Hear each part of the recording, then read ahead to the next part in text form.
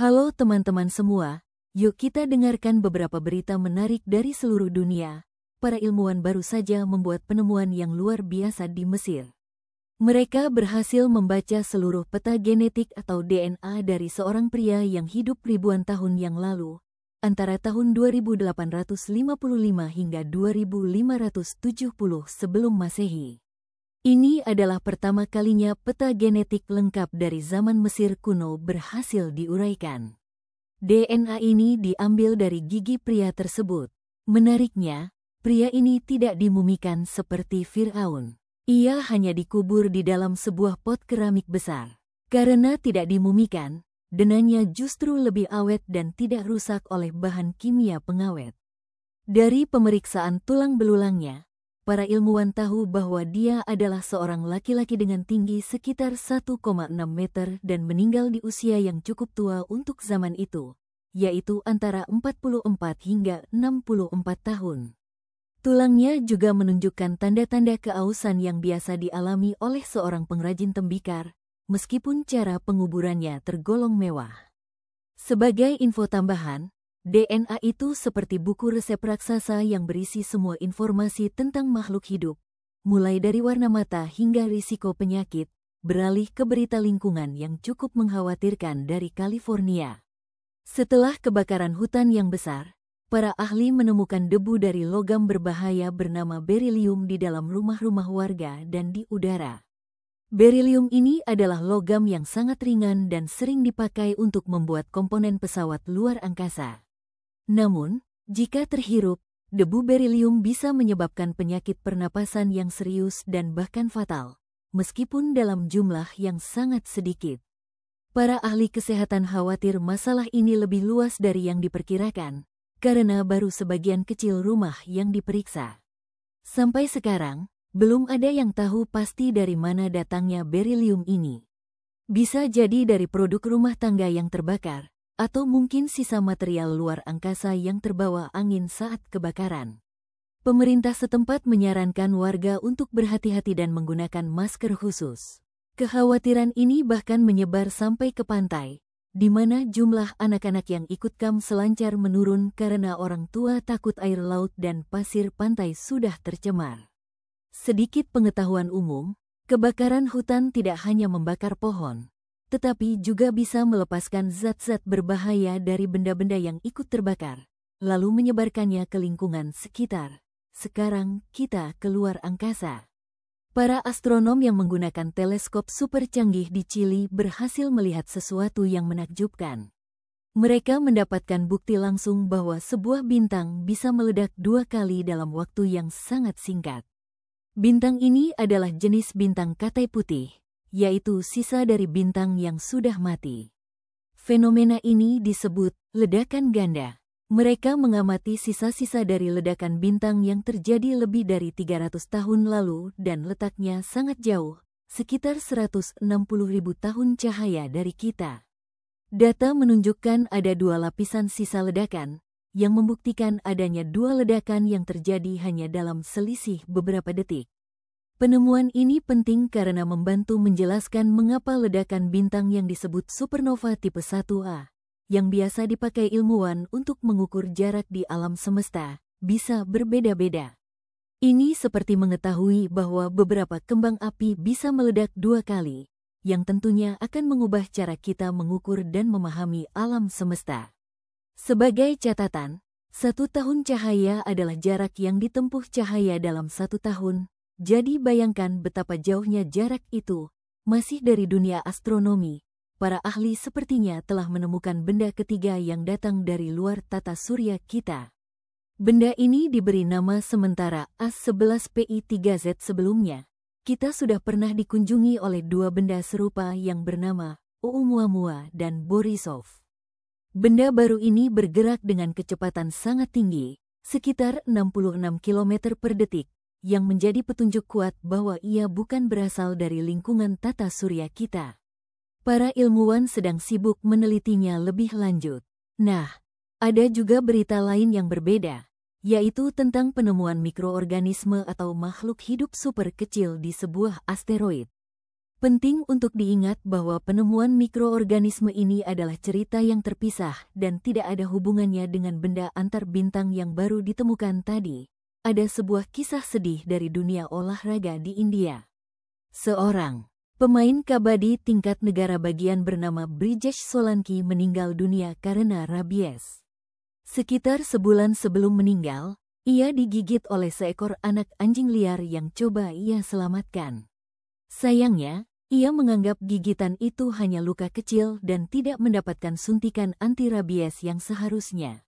Menurut kakaknya, insiden itu terjadi saat ia sedang berlatih dan mencoba menjauhkan anak anjing itu dari bahaya.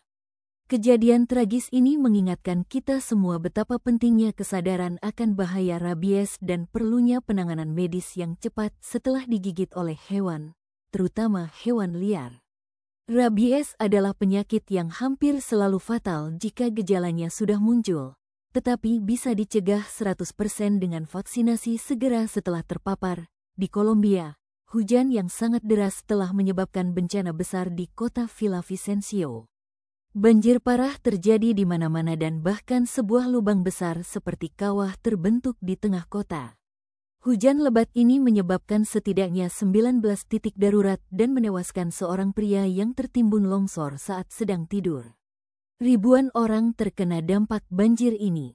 Musim hujan kali ini memang sangat parah di seluruh Kolombia, dengan ribuan keadaan darurat seperti banjir dan tanah longsor dilaporkan di banyak wilayah. Di tempat lain, ada juga insiden terpisah di mana seorang wanita terluka parah setelah ditabrak oleh mantan pasangannya.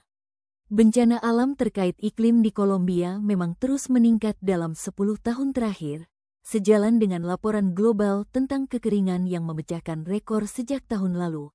Mari kita lihat data tentang umur panjang.